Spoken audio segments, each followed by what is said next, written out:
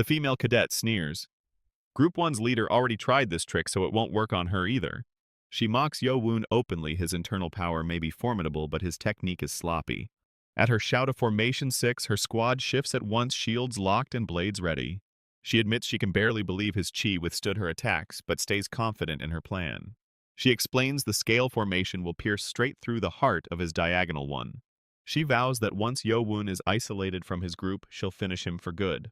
Yeo-Woon's mouth curls into a quiet smirk, exactly the moment he was waiting for.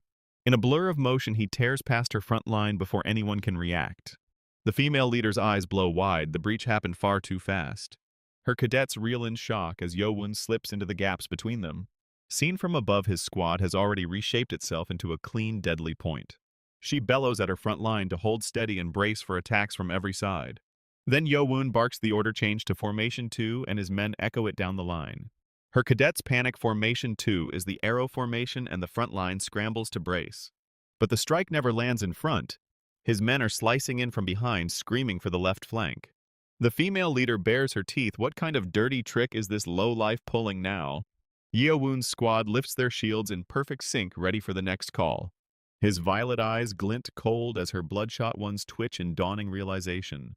The truth lands on her. His men have coiled around her squad in a flawless circle formation. Earlier that night, Yeo-Woon had laid the plan out under the stars. Every group calls formations by the same numbers, and on the word change, his squad would shift to a formation different from the one he shouted. Wonryu seethes that little lowlife has the gall to toy with the great half-sister of the bloodline. Mun-Ku barks forward, and Yeo-Woon's squad surges, shields locked, blades punching out in unison. The thumping advance batters Wonryu's cadets, their faces pale as the wall of shields presses them backward. Each thump rings against their guard until clangs ripple through the formation, breaking their rhythm. Wonryu explodes, screaming at her cadets. What are they doing? Who told them to drop their shields? Then she hears its soft laughter from her own ranks, mocking her openly as she demands to know why they're laughing. Her lip quivers, the realization sinking in. Everyone is laughing at her. Through the dust, Yeo-Woon stands alone, shield raised, dagger steady, gaze cold. His violet eyes lock with Wonryu's bloodshot stare, and someone screams his name. Wonryu roars in fury. How dare he, a bastard, humiliate her like this? She unleashes her clan technique, the air-sundering bending blade howling for him to die. Yeo-Woon braces, and steel collides with steel in a single ringing clang as he swings to meet her. Blow after blow rings out. Wonryu pours every strike into him, blood beginning to spray with each clang. Then Yeo-Woon turns the tide. His blade carves a clean slash, and he spins into a relentless whirl of cuts. With one final sweep, his blade whips across Wonryu's body, and she's sent reeling. The watching cadets freeze in shock, and even the bearded instructor's eyes widen as blood splatters across the ground. Wonryu's sword spins through the air, and below it, her own severed arm tumbles to the floor. She stares dazed, the truth refusing to register. Then horror floods her face. Her arm is gone. A scream tears across the academy grounds. Wonryu wails for her arm again and again as the world spins around her. Wonryu wails for her arm as her cadets rush in, shouting for her to stay still so they can stop the bleeding. Through the haze of pain, she fixates on Yeo-Woon's blade, telling herself it must be because his sword isn't real, as a cadet begs her to calm down. The truth lands on Yeo-Woon. He had stopped Wonryu's clan technique, but couldn't complete the full fighting form. Wonryu screams that she'll kill him as Yeo-Woon turns away, conceding that these training swords really do have their limits. A hand shoots skyward, and Victory Group 8, led by Student 17, has officially passed the second examination. Cheers erupt around Yeo-Woon as Mun-Ku and his squad swarm him, shouting, "Hooray, Yeo-Woon!" The bearded deputy mutters in disbelief. Yeo-Woon just used the 7 links of the dancing butterfly, matching Seopmeng in form despite his weaker internal powers. He glares at the drunkard instructor beside him, then concedes no, this wasn't because Seopmeng is a good teacher. He reflects that Yeo-Woon has grown astonishingly in just 21 days, showing tactical mastery, and the gall to take Wonryu's arm. The boy must be a born prodigy. He quietly wonders if he should have taken the boy under his wing first, then dismisses the thought, telling himself an academy deputy can't play favorites. He muses that Yeo-Woon must have mixed feelings as muttered rumors ripple through the watching cadets. He took down the young master of the musician sect. He was hiding his prowess. Today will be remembered. And he concludes the boy has just revealed every one of his true talents to the academy. An order rings across the ground's next group to the drill hall for the demonic way. Group 6 limps onto the field, its leader striding ahead, his cadets dragging their legs behind him. The leader grits his teeth, ribs throbbing under his bandage. He was so sure they'd be fine for this match. Searing memories rush back. Yeo-Woon's palm strike to his ribs the night he had no idea this would happen. His face twists with hatred. It was Yeo-Woon who snuck into their room while he was out and left every man in his group limping. He grinds his teeth and snarls inwardly. It was Yeo-Woon, that sick bastard, all along. Across the field, Yeo-Woon meets his glare with a slow, mocking grin. They really pulled a fast one. The leader thinks, bitterly, fooled into believing the boy had no real skill. His cadets chatter excitedly. Group 6 is limping, so an aggressive charge should crush them easily, and whoever did that to them deserves their thanks. The leader barks the order, Formation 6 charge, and his squad surges forward in a thundering dash straight at Munku. The injured leader grits his teeth, ashamed he can't do anything because of his legs. He grips his sword and snarls under his breath, these little brats had better thank him for this until the day they die. He bellows for the arrow formation, but his crippled squad can only waddle forward, echoing his call in panic. Munku's eyes light up with a vicious grin. These fools, what good is a formation when every one of them is limping? She catches the leader's blade with a clench of her own, then bursts skyward with a soundless whoosh as he gawks below. Her sword crashes down with a ringing clang, and the leader can only stare in shock as the impact tears through his guard. His shield spirals into the air and he cries out in horror, his shield is gone. A streak of red light cuts across the battlefield as Munku's blade sweeps in. The leader chokes out a single grunt as her sword drives clean into him, ending the match in one decisive stab. The instructor barks the order to push forward, and Yeo-Woon's group surges in with the leader's stunned face caught mid-charge. With a roar, Yeo-Woon tears straight through the defensive line, blood erupting from the opponent he just shattered. The enemy ranks crumble in panic, their formation collapsing as someone cries out that they're being pushed back. Bodies slam to the ground, one after another, hammered down with a heavy thud. Yeo-Woon calls for a finishing strike, take them all down, don't let a single one rise again. Watching from the stands, an instructor with long red hair and a fur-trimmed robe lets out an amused breath. Yeo-Woon stands at the center of the field, blood-soaked but untouched, his beaten classmates standing behind him. He locks eyes on his next target, bloodied face, violet stare, and silently marks them as the one he's coming for. A voice rings out across the grounds calling his name, Cheon Yeo-Woon, as the academy banner flutters above. Yeo-Woon smirks to himself, fully aware that he's just made a serious enemy out of someone important. The scene shifts to the towering main hall of the demonic academy. Inside the deputy office, the red-haired instructor sits at the head of a long table while staff sort through scrolls and reports. A subordinate hands over the scores and evaluations of the Group 5 students who failed the examination. A bearded officer notes how many students failed this round, and a red-headed woman asks if he means the ones from higher-ranking sects. The instructor explains that since they're warrior family kids, aiming for greatness, failing here would have stung. They could have reached the third stage if not for the group format. The redhead grumbles about how easy things would be under the Academy's original rules, while her colleague flatly replies they have no choice. The bearded officer warns that if scores aren't reflected in their positions, the higher-ranking sects will raise hell. The instructor shrugs it off. Sect kids will grow through their family arts anyway, but he pities the lower-ranking ones who just lost their shot at demonic dragon marbles in the manual library.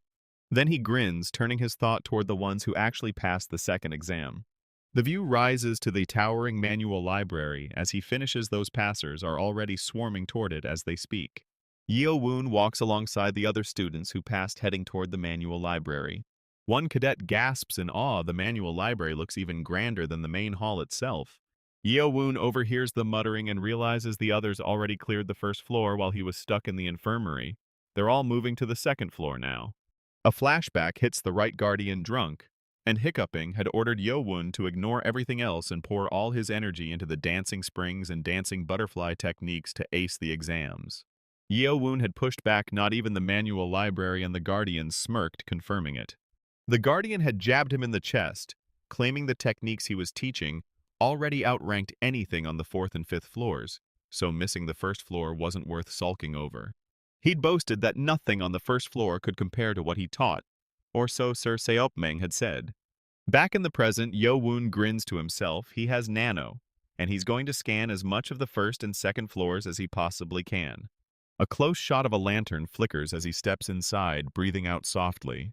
He stands at the entrance of the first floor, towering shelves stretching up endlessly, and as he expected, he has the whole place to himself. Yeo-Woon checks his time, only 2 hours on this floor, so he needs to move fast. He pulls a manual off the shelf and tells Nano to scan everything. He flips through. Nano answers, "Yes, master." Nano begins scanning the 5-sword ritual techniques. Yo-Woon's eyes flash cyan as the pages flip, and the scan completes in seconds before he starts on the next one. Book after book flips past, and Nano's voice repeats, "Scan, complete, scan, complete, scan, complete." Yeo-Woon slams another manual shut with a heavy thump, breathing hard. He asks how much time is left. Nano says 1 hour, then asks how many manuals they've scanned, and Nano reports 55 total, covering footwork, breathing, sword blade, spear, and poison arts. Yeo-Woon mutters, "That's a lot," then tells Nano not to transfer the data to his brain. Yet he realizes he's only been working the outer shelves of the floor. He decides it's time to push deeper, then notices something with a curious hum. Deeper in the library, Yeo-Woon spots a figure seated by the inner archway, and the air around him changes. A bearded man in a purple head wrap sits with a sword across his arms. Yeo-Woon sizes him up as a skilled warrior, likely the guardian of the first floor.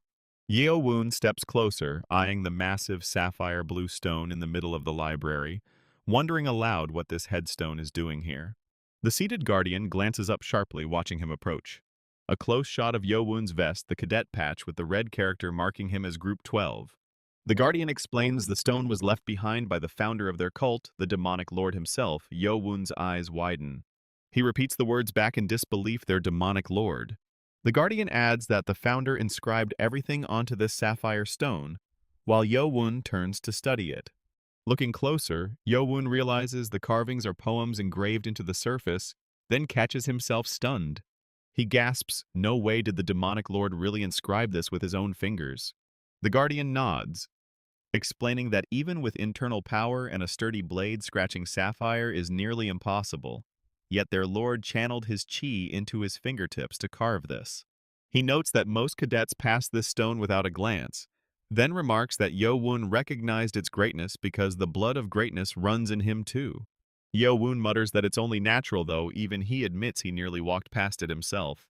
The guardian sighs that he's watched over this stone for 20 years, and none of the descendants of the demonic bloodline have ever spared it a glance, too busy with the manuals. He waves Yeo-Woon off, saying he's taken enough of his time, go finish your work, and Yeo-Woon bows, answering, "Yes, sir." Walking around to the back of the stone, Yeo-Woon stops. Cold, long, sharp marks cover the other side, like someone tried to cover something up. He quietly orders Nano to analyze the marks, and his eye flashes cyan. Nano sweeps the surface, scanning the crisscrossing scratches before reporting analysis complete. The verdict: the marks were made by a sharp sword, and Yeo-Woon stiffens, asking who would dare deface their demonic lord's headstone. Nano continues, based on depth. The cuts came from 2 different objects, meaning 2 different people did this. Yeo-Woon lifts his lantern, puzzled by eye alone. He never could have spotted that. He commands Nano to render the blade marks in 3-dimensional form through augmented reality, and his eyes glow as the system initiates the vision. With deeper vision, Yeo-Woon sees it clearly. The power and angle of every sword mark is completely different from the others. He notices the second set of marks looks far messier than the first, as if someone deliberately tried to bury the original cuts underneath. A chill runs through him as a suspicion forms. Could it really be what he thinks?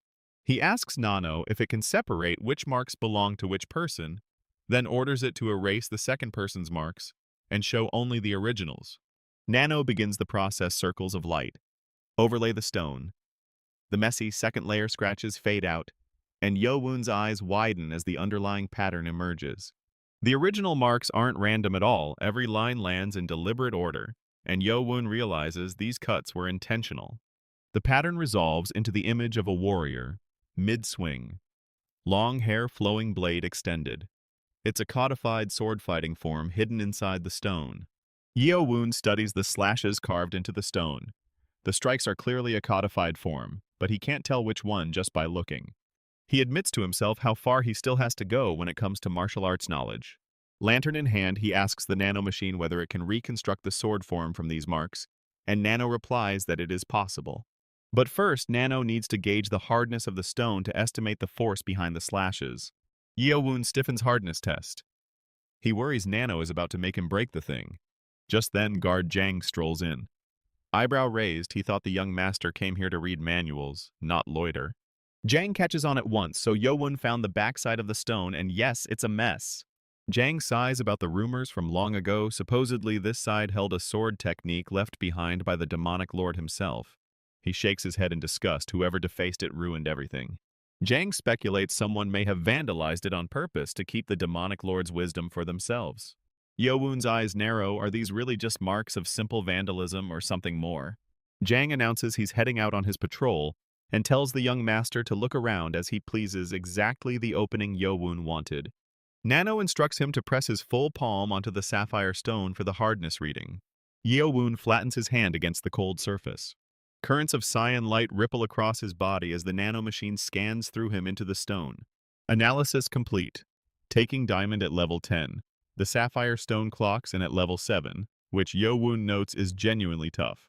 The realization lands hard. If the stone is that hard, how monstrously strong was the second person who carved the other marks? Nano then builds a holographic figure beside him, a visual reference of the movements that produced the slashes. Yeo-Woon stares as a glowing golden swordsman materializes out of thin air right next to him. He starts to ask who this figure is, but Nano cuts him off flatly. Mutual conversation isn't supported. Recreation of the sword marks beginning now. The hologram swings into motion, sword flashing. Yeo-Woon staggers back, hair whipped by the gust. Slash after slash carves through the air, golden after images spiraling around the towering stone as the figure unleashes the form in full. When the storm dies, Yeo-Woon stands frozen. He barely breathes the word Nano. Hand trembling around the lantern, he asks if all those movements really belong to a single codified form. Nano confirms it by every standard he studied. A single tear-like drop of sweat slides down Yeo-Woon's cheek as the weight of it hits no way. He compares it in his head. The complicated butterfly sword dance only has 8 forms, and Sir Seopmang needed half a year to master those. But what he just witnessed is on another plane entirely. No one alive could stop this kind of otherworldly power. A wide grin breaks across his face. He tells Nano to save the form. He'll have it transferred straight into his brain later. He turns back to the defaced side of the stone. Without these messy marks, he might have missed this treasure entirely, and whoever did this clearly meant harm. Then his mouth curls again. On the other hand, the technique is now his alone, so maybe the vandal deserves a thank you. Nano cuts back in with another revelation. Analyzing the second carved surface, it has detected 45 connected codified sword forms. Yeo-Woon's eyes blow wide. 45. Nano explains the traces of all 45 forms have been etched into the stone over time, meaning the scratches weren't vandalism at all. Every single one was a codified sword form. After a long pause among the library shelves, Yeo-Woon tells Nano to recreate all 45 forms in sequence, and Nano answers yes, master. The first form materializes in glowing green, a hologram swordsman launching into motion across a digital grid. The figure cascades through second form, 3rd, 10th, 20th, 30th, slash after slash, the entire sequence unspooling at terrifying speed. Yeo-Woon watches, breath caught. The forms are growing more refined as they go, each one sharper than the last. With a final sweep, the hologram cuts through the air, then dissolves. Nano announces the visual reference is over. Yeo-Woon blinks back to himself, drenched in sweat, and mutters, oh, right. Recovering fast, he asks Nano to pit the first saved form against the 45th in a recreated duel, and Nano confirms it is possible. 2 glowing duelists materialize beside Yeo-Woon, one gold, one green, with him standing between wearing a slight grin. Nano announces battle mode is initiating, and the 2 figures launch into combat across the library floor. Blades clash mid-air.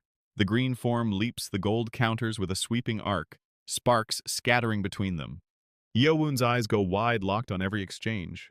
A flurry of green slashes rains down and the gold figure is sent crashing to the ground in defeat. Yeo-Woon stands stunned. The truth sinking in the second form beat the first one. He thought the first form was already perfect, but the second one with just one different technique. Those scratches weren't there to erase the original. Everyone was research on how to counter that otherworldly technique. He calls out to guard Jang Sir a question, and Jang turns with a curious hum, asking what he wants to know about the sapphire headstone. Yeo-Woon asks if the first floor is the only one with such a stone, and Jang admits he isn't sure since he only works this floor, but rumor says there's one on every floor. A slow, satisfied smile spreads across Yeo-Woon's face. Perfect. He tells Nano to get ready. They're headed to the second floor. The second floor of the demonic library opens up a wide hall scattered with cadets reading manuals under lantern light. Yeo-Woon notes the others aren't done yet, but at least cadets get 3 hours up here instead of the 2 allowed on the first floor. Then his gaze catches on a particular figure in the back. Wait, is that? It's Cheon Yeo-Woon of the Blade clan calmly leafing through a stack of manuals, while the other heirs are too proud of their own clan's teachings to even set foot in the library. Yeo-Woon's expression tightens. If Yukon is dedicated enough to study even lower-level martial arts, he'll have to be extra careful around him. He tiptoes past the other cadets, not drawing a single glance. Then he spots it, a towering stone covered in carved characters, exactly what he came for, and he heads straight for the backside. Sure enough, the rear of the stone is gouged with sword marks. He grins wide, knew it. He orders Nano to scan this one the same way as the first cyan light sweeps across the stone as Nano replies, "Yes, master." The reading comes back fast. The marks match the pattern from below, and the original carving here is a codified sword form built from 24 forms. And the countermarks left by a different blade make up another codified sword form, 56 forms strong. Yeo-Woon's jaw drops. 56. Even more research was poured into beating this technique than into the sapphire stone downstairs. Yeo-Woon's hand drifts to his lips as the scale of it sinks in. He wants to dig into it right now, but the floor is too crowded. Instead, he tells Nano to just analyze and save the forms for later, and Nano confirms. Walking off with the lantern, Yeo-Woon allows himself a grin. 4 invaluable fighting forms in one visit, and he can't wait to load them straight into his brain and body, telling Nano to begin scanning. Nearby, another cadet flips pages, furiously glancing over with irritation at Yeo-Woon's casual pace. A third cadet joins the side-eye mouth set in a sneer as he slams his scroll shut. The other cadets stew in resentment.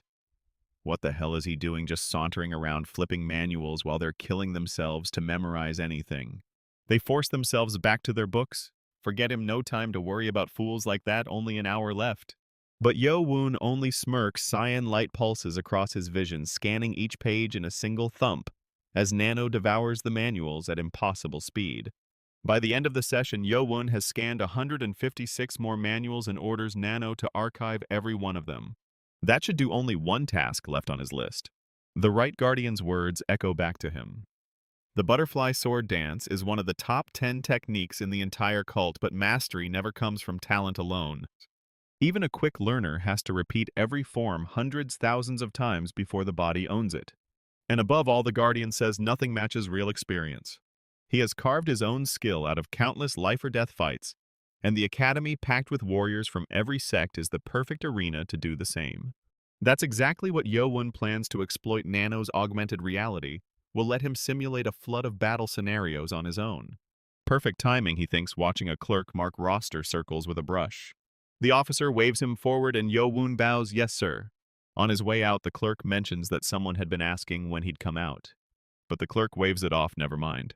Someone waiting for him. Yeo-Woon files it away, not important right now.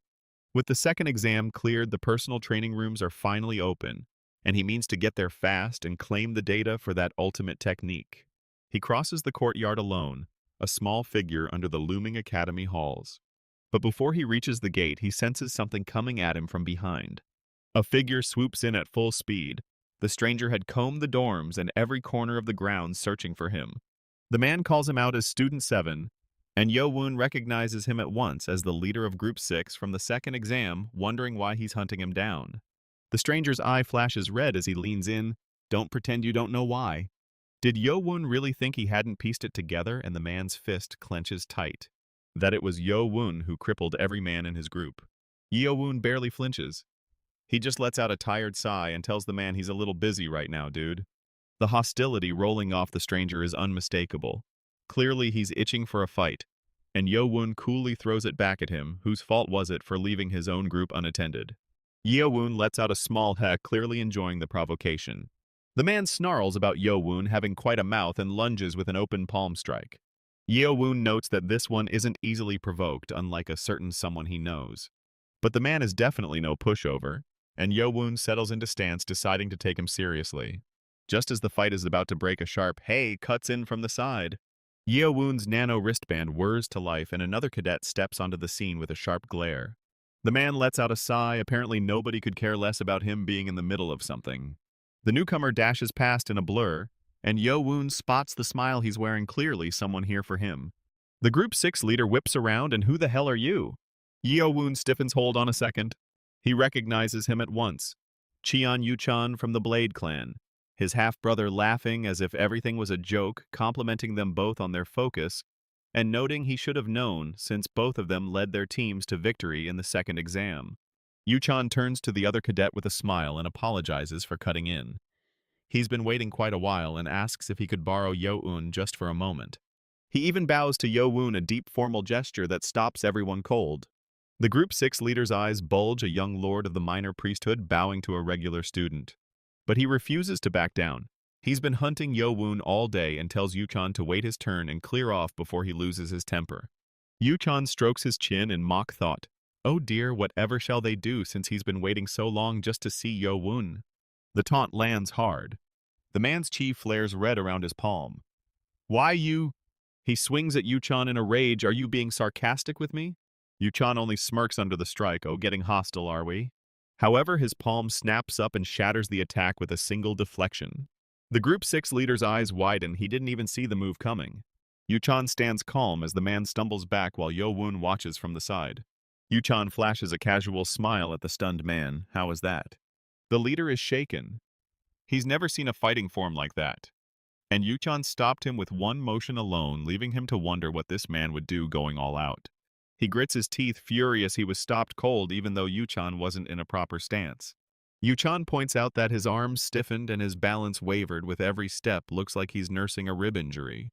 The man realizes the gap is too wide. Even healthy, he couldn't take this one down. And Yeo-Woon is nothing like the other students. Yeo-Woon smiles and asks again, pulling Yeo-Woon's wrist. Just give them a moment, it really won't take long. The leader grimaces, defeated. Forget it. He vaults onto the rooftop and disappears, snapping back over his shoulder, do as you please. Yeo-Woon laughs about his temper while Yeo-Woon turns on him warily. What does this brother want, and is he trying to size him up beforehand? Whatever the man's intentions are, Yeo-Woon knows he isn't skilled enough yet to fight him head-on. And Yeo-Woon steps in close with a smile. Inwardly, Yeo-Woon orders his nano to activate augmented reality and load the dancing butterfly tutorial. The system signals confirmation as data overlays his vision. Yeo-Woon raises an open palm, easing the tension. Whoa, no need to be on edge. He clears his throat, though given Yeo-Woon's history, he can't really blame him. Still, Yeo-Woon says there's no need to keep his guard up. He's just here to finally introduce himself to his half-brother. He gives Yeo-Woon a light pat on the shoulder. Then he clasps his hands in a courteous salute, beaming wide. Nice to meet you, brother. Yeo-Woon stiffens. What did Yeo-Woon just call him? Brother. His guard climbs higher. Is this man making fun of him right now? Yeo-Woon scratches the back of his head. He doesn't need to be so cold. Though honestly, given how the other 6 clans have treated him, it's only natural.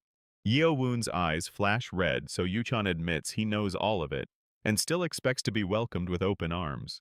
No, Yeo-Woon says he just wanted their first meeting to be a friendly one because he's actually taken quite a liking to him. After all, Yeo-Woon grins. They're both walking the path of the saber, aren't they? Yeo-Woon stares at him flatly. That's his reasoning. Yeo-Woon goes on. He was genuinely shocked when he saw Yeo-Woon cut off the arm of the girl from the Sound Clan, and ever since then, he's become a huge supporter of his half-brother. Yeo-Woon's patience snaps, cut the crap and just tell him what he wants. Yeo-Woon watches him bristle the courtyard, going still between them. Gosh, Yeo-Woon sighs. Guess he has no choice then, since it'll clearly take a while before they can really become close. He flashes a sly smile. All right, brother. He'll keep it short. And then comes the offer Yeo-Woon never expected. He wants him to join the Blade clan. Yeo-Woon halts at the library steps, eyes narrowing. Someone is waiting for him. A voice asks if he's caught off guard, claiming it wouldn't be a surprise if he were. Yeo-Woon shoots back coldly. Is the man actually serious right now? Cheon Yeo-Woon, the Blade clan heir, says he's been camped outside the demonic library for him, claiming he sees Yeo-Woon as no enemy and wants him to join the Saber sect. Yeo-Woon's face darkens and Yeo-Woon smiles. Is this his way of telling him to drop the Vice Lord race? Yeo-Woon laughs out loud, scratching his head as if he let it slip by accident. Then he adds that Vice Lord seat is out of Yeo-Woon's reach anyway. Yeo-Woon's eyes flick toward the academy grounds, his voice flat. What's that supposed to mean? Yuchan flicks his fingers in a careless gesture. It means exactly what Yeo-Woon thinks it means. He grins wide, spreading his arms. If Yeo-Woon keeps walking the saber path, they'll inevitably clash, and Yeo-Woon stands no chance against him. Yet Yuchan claims he's become Yeo-Woon's biggest supporter and proposes walking as allies, joy and prosperity await. Yeo-Woon's jaw tightens inwardly, so this brother thinks him no match.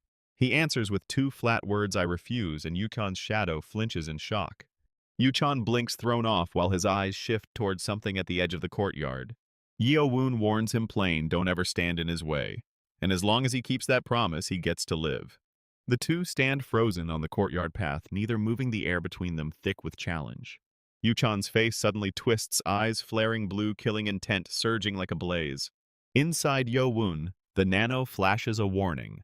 A powerful force is gathering in the enemy's right arm, and it instructs a half-step left into the twirling butterfly form. A bead of sweat slides down Yeo-Woon's cheek as he realizes it, so it begins. Yuchan's hand twitches forward and Yeo-Woon lunges in to strike first. Yuchan's face stays blank for a moment, eyes locked on Yeo-Woon, unreadable. Then he doubles over, laughing, clutching his stomach, and inside Yeo-Woon the Nano reports that the killing force in the enemy's right arm is fading away. Yuchan sighs theatrically. He was a bit miffed for a second, but on reflection it was actually pretty funny. He grins wide. Don't you dare get in my way. Was suave, he'll give Yeo-Woon that, and admits it really was. Yeo-Woon stays silent, sweat beating down his cheek. He can tell this brother is only laughing on the outside. Yuchan shakes his head with a mock sigh. Gosh, all that effort wasted then. He flicks his fingers in front of Yeo-Woon's face. If they walk the same path, they're bound to collide eventually. However, Yuchan's hand suddenly sweeps down a blue blur of chi tearing through the air.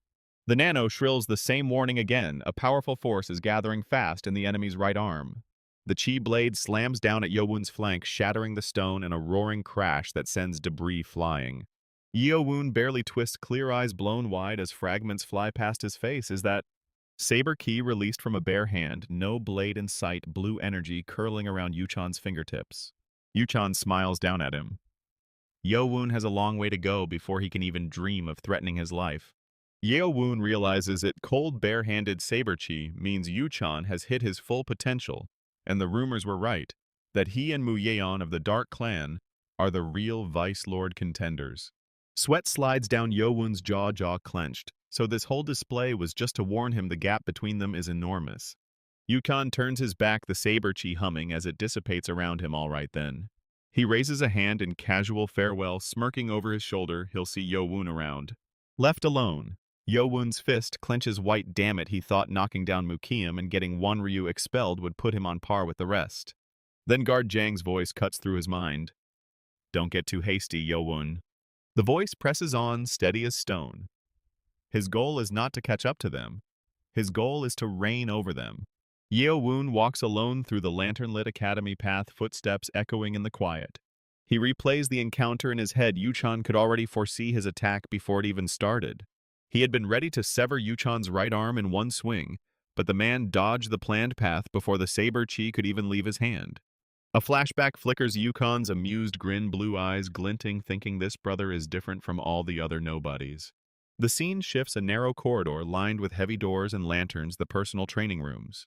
Yeo-Woon pushes one open with a thump, studying the inside, so this is what the personal training rooms look like. He notes the layout, a square room about 7 feet wide, not nearly enough space to run through full stances. He raps a knuckle against the wall, thick stone solid thuds sealed off enough that nobody outside can hear. He sinks down against the wall. At least it's thick enough for privacy. Though realistically only key adjustment can be practiced in a room this cramped. His eyes flash cyan as he calls inwardly, Nano activate augmented reality mode. Inside the room, glowing simulations begin forming. Nano starts recreating the saber forms, scanned earlier from the second-floor sapphire stone in the exact order they were imprinted. Golden afterimages slash through the air in rapid succession, first form, second form, third form, building speed and complexity. Yeo-Woon shivers sweat on his brow. These are far quicker and more intricate than the first-floor forms, and the entire dancing butterfly technique couldn't stop even one of them.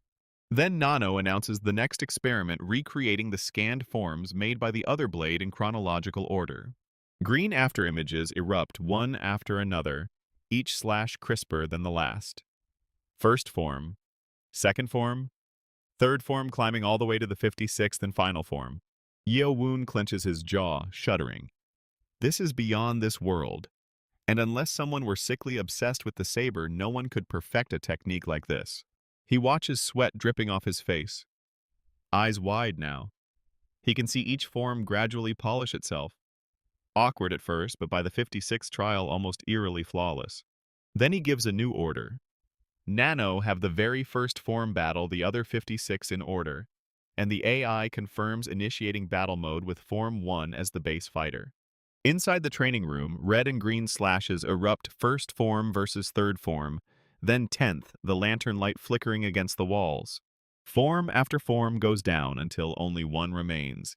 A final slash cuts through the golden silhouette, and Nano declares the 56th form wins. The simulated forms fade out. The visual reference ends, and Yeo-Woon stares at the empty room just like the first floor stone. The very first form gets shut down by only one extra trial each time. A glint flashes in his eye, the cogs turning what if? A memory flashes himself spinning mid-air through the twirling butterfly, the second codified form of the dancing butterfly technique. What if he matched this saber technique against it? His eyes shut for a moment, jaw set, sweat beating on his temple. Two reflections of Yeo-Woon face each other in the dim room. He has to test this out himself. Nano spawns a saber-wielding opponent across from him, blade glowing purple. There must be a way to break this technique using the dancing butterfly. Yeo-Woon lifts a slim, short sword wreathed in violet chi, gripping it tight. He clashes against the simulated saber blades, thumping sparks scattering in the cramped room. He twists dashes around the strike blue afterimage trailing behind. Spinning midair through twirling butterfly, his body lights up. Nano reports. Key pressure points being stimulated. Saliva container, heaven projection, bird tail, middle epigastrium, spirit palace. Sea of ki energy is surging into his lower abdomen.